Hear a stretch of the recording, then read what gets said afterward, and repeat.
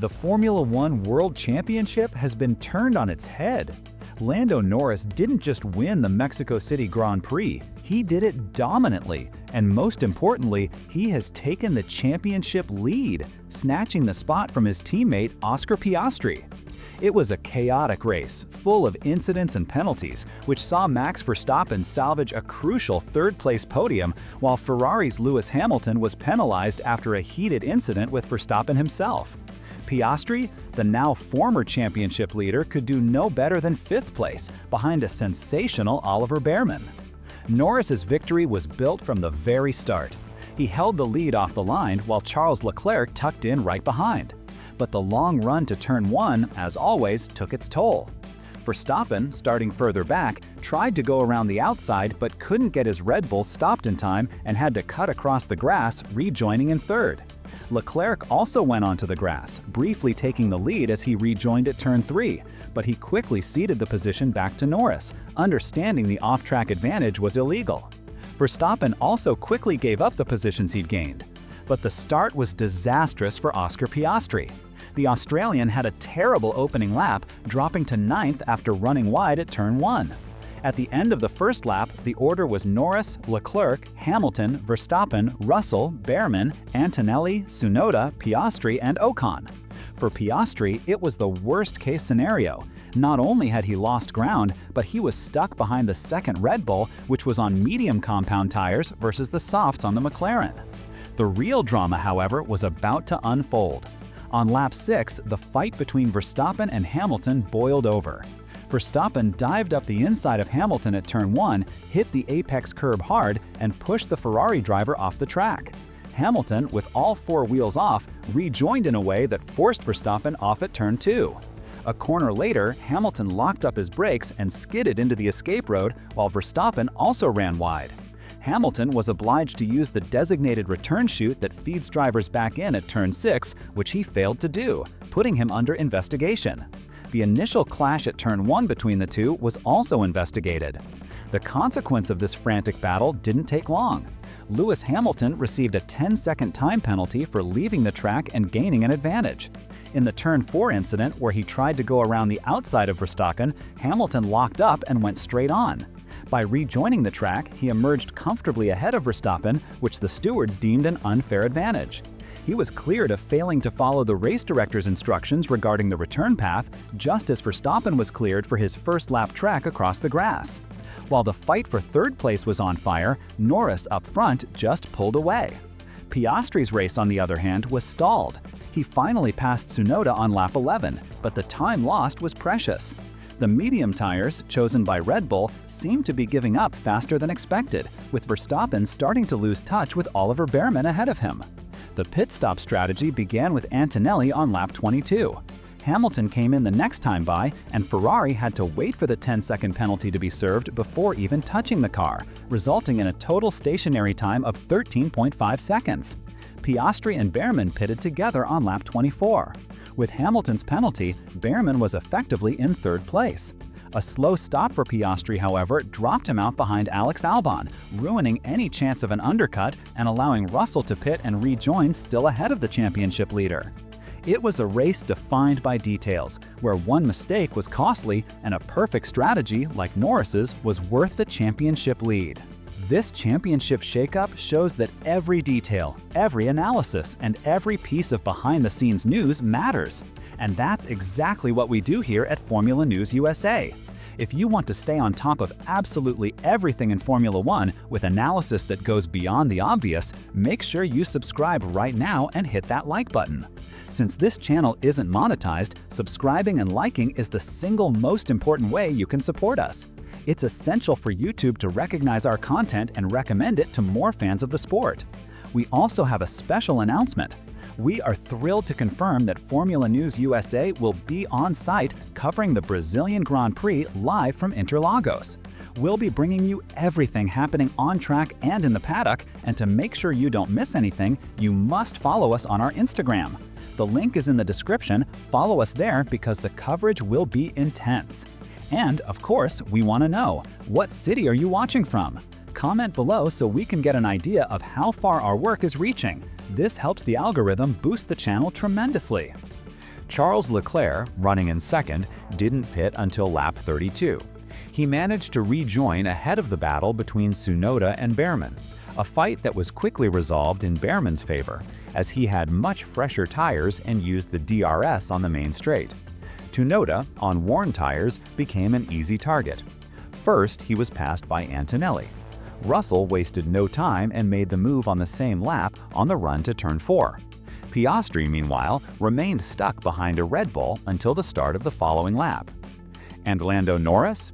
The race leader was in another dimension. With a 29-second advantage, he pitted at the end of lap 34, put on medium tires, and rejoined still in the lead, unchallenged by anyone. This left Max Verstappen in second as the only frontrunner who had yet to stop. Red Bull was attempting a different strategy, extending the initial soft tire stint as long as possible, as the mediums had proven to be a visibly weaker race tire for them. While the leaders defined their strategies, the race became a test of survival for others. We had significant retirements. Liam Lawson was the first, after contact on the opening lap. Nico Hülkenberg was second, with a power unit issue. And on lap 35, it was Fernando Alonso's turn. The Aston Martin driver, who had been struggling for pace all weekend and sustained front wing damage, retired the car to the garage. This is the third consecutive Mexican Grand Prix that Alonso has failed to finish, a venue that is definitely unlucky for the veteran. Red Bull's strategy with the starting soft tires finally came to an end. Tsunoda pitted on lap 36 and Verstappen came in the following lap. He rejoined in 8th and, the crucial point, behind Lewis Hamilton. At this point, the race order was Norris leading comfortably, followed by Leclerc. Behrman was third, with Antonelli, Russell, and Piastri close behind.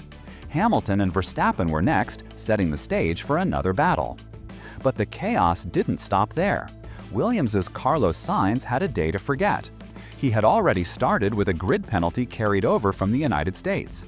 During his stop on lap 19, he received a 5-second penalty for speeding in the pit lane. On the radio, Sainz was clearly frustrated. "The car is jumping in the pit lane. I don't know why. Massive jumping in the pit lane. Like something is broken. Check the vibrations from the pit lane on the pit limiter." The onboard footage backed up his claim, but the situation worsened, and Sainz later received a drive-through penalty for the infraction. Back on track, the battle for the podium was heating up. Behrman in third held a small gap to Antonelli, who in turn was being pressured by Russell. Piastri was right behind them, looking like the fastest of the group. The pressure led Russell to get on the Mercedes radio. He insistently called for a position swap with his teammate Kimi Antonelli, claiming he had more pace. On lap 41, Mercedes relented. On the run to turn 4, Antonelli let Russell through. The deal was clear. Russell would pass, try to attack Behrman, and if he couldn't, he would give the place back. However, Behrman managed to pull a 2-second gap. Russell not only failed to attack the Haas driver, but he also couldn't pull away from Antonelli, who now had Oscar Piastri on his rear wing. McLaren, seeing Piastri stuck behind the Mercedes, began considering a strategy change, pitting the Australian for a second time. This would cost him track position, but put him on faster soft tires. The proof that the softs were working well was Max Verstappen. The Dutchman, after his stop, was flying and had already closed in on the rear of Hamilton's Ferrari, fighting for 7th place. On lap 47, Verstappen made the move on his old rival to claim 7th. And it was at that exact moment that the second pit stop window opened. At the end of that same lap, Antonelli, Piastri, and Hamilton all dived into the pits. McLaren was flawless.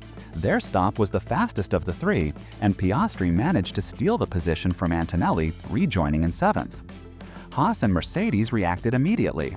Behrman and Russell pitted the following lap. Russell fed out just ahead of Esteban Ocon, who had Piastri tucked under his rear wing. The then championship leader wasted no time and made a surprise move at turn 6, passing Ocon, who was then also passed by Antonelli. Piastri's pass on Ocon was noted by officials for causing a collision, but luckily for him, it was deemed a racing incident, with no further action needed. Back on track, the battle for the podium was heating up. Behrman in third held a small gap to Antonelli, who in turn was being pressured by Russell. Piastri was right behind them, looking like the fastest of the group. The pressure led Russell to get on the Mercedes radio. He insistently called for a position swap with his teammate, Kimi Antonelli, claiming he had more pace. On lap 41, Mercedes relented. On the run to turn 4, Antonelli let Russell through. The deal was clear. Russell would pass, try to attack Behrman, and if he couldn't, he would give the place back. However, Behrman managed to pull a 2-second gap. Russell not only failed to attack the Haas driver, but he also couldn't pull away from Antonelli, who now had Oscar Piastri on his rear wing. McLaren, seeing Piastri stuck behind the Mercedes, began considering a strategy change, pitting the Australian for a second time. This would cost him track position, but put him on faster soft tires. The proof that the softs were working well was Max Verstappen. The Dutchman, after his stop, was flying and had already closed in on the rear of Hamilton's Ferrari, fighting for 7th place. On lap 47, Verstappen made the move on his old rival to claim 7th. And it was at that exact moment that the second pit stop window opened. At the end of that same lap, Antonelli, Piastri, and Hamilton all dived into the pits. McLaren was flawless. Their stop was the fastest of the three, and Piastri managed to steal the position from Antonelli, rejoining in 7th. Haas and Mercedes reacted immediately. Behrman and Russell pitted the following lap. Russell fed out just ahead of Esteban Ocon, who had Piastri tucked under his rear wing. The then championship leader wasted no time and made a surprise move at turn 6, passing Ocon, who was then also passed by Antonelli. Piastri's pass on Ocon was noted by officials for causing a collision, but luckily for him, it was deemed a racing incident, with no further action needed. This strategy shift reset the race. Norris remained untouchable out front, with Leclerc comfortable in 2nd. But Verstappen, who didn't need to stop again, had moved up to 3rd, followed by the brigade on fresh tires: Behrman, Russell, Piastri, Antonelli, and Hamilton. The race was far from over. After the strategic stops, the fight for 4th place intensified. Haas's Oliver Behrman found himself under heavy pressure from George Russell. The pack behind had separated slightly, with Piastri 2.7 seconds behind Russell and Antonelli 2.8 seconds behind Piastri, with Hamilton close behind him. Up front, Lando Norris was in his own world, with a 25.7-second lead over Leclerc. Max Verstappen, in 3rd, was consolidated, 14 seconds clear of Behrman.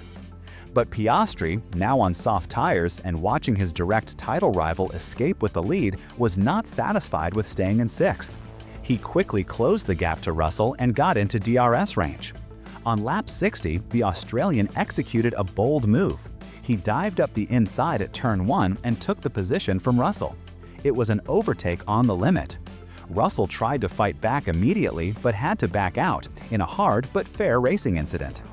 The fact that Piastri was able to pass Russell immediately raised a question. Did Mercedes make the right call by swapping its drivers earlier? Should they have done it sooner? The answer came over the radio.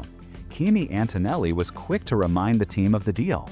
He demanded the positions be reversed since Russell had failed to pass Behrman, which was the initial condition for the swap. Mercedes listened, and on lap 62, on the run to turn 4, Antonelli moved past Russell, reclaiming 5th place. While the positional battles defined the race outcome, an extremely dangerous incident, which was not captured by the official TV broadcast, came to light and shocked the paddock. Racing Bull's Liam Lawson nearly hit 2 track marshals who were sprinting across the circuit. The incident happened right at the start. Lawson was hit by Carlos Sainz at turn 2 on the first lap and needed to pit immediately. Shortly after leaving the pits on new tires, Lawson, who was separated from the rest of the pack, encountered 2 marshals running across the track on the exit of turn 1. There were warnings of debris on track and double-waved yellows in turns 1 through 3, but the marshals holding pieces of debris were on a live track. The images are frightening. On the radio, Lawson's reaction was one of pure shock and anger. "Oh my god, are you kidding me? Did you see that? Oh my god, dude, I could have fucking killed them." After the race, having retired due to the damage from the Sainz clash, Lawson was visibly shaken. He told the media, "I honestly couldn't believe what I was seeing. I nearly hit one of them. It was so dangerous. Obviously, there's been a miscommunication somewhere, but I've never experienced that before." Lawson was emphatic that he expects an explanation from the FIA. We obviously can't understand how, on a live track, marshals can be allowed to just run across the track like that. I have no idea why, but I'm sure we'll get some explanation. It really can't happen again. The FIA was approached for comment on the incident, which could have ended in tragedy. Thankfully, tragedy was avoided. The race continued and concluded with a dominant winner. But the atmosphere in the famous Foro Sol Stadium during the podium ceremony wasn't exactly celebratory for the winner. Lando Norris, after crossing the finish line with an impressive 30-second lead, was met by a wave of loud boos from the crowd. The McLaren driver, who converted pole into victory with a fantastic start and flawless pace, was significantly booed during his post-race interview. Asked how he was feeling, Norris had to speak over the noise. "I didn't hear a thing you said, but I love it. Thank you guys, what a race." He continued, trying to focus on the result. "I could just keep my eyes focused, keep my eyes forward, and then focus on what I was doing. A pretty straightforward race for me, which is just what I was after. So, good start, good launch, good first lap, and could go from there." Discussing the fact that he is now the championship leader, Norris was blunt. "It's one weekend at a time, so I'm happy. I'm focused on myself, I keep my head down, I ignore all of this, and yeah, I keep to myself, and it's working at the minute, so I'm happy." And Max Verstappen? The Dutchman was in full hunt mode, chasing Charles Leclerc for second place. With just a few laps to go, he had closed the gap to only 3.2 seconds. At the same time, Oscar Piastri was also on the offensive, hunting down Oliver Bearman for fourth place, and managed to get within DRS range with 3 laps remaining. The stage was set for a thrilling finish. Verstappen began to attack Leclerc, but then a double yellow flag was waved, followed by a virtual safety car to allow for the recovery of Carlos Sainz's Williams. It was a controversial moment. Sainz's car appeared to be already stopped behind the barrier in the stadium section, and many questioned the actual need to neutralize the race right when the battles for P2 and P4 were reaching their peak.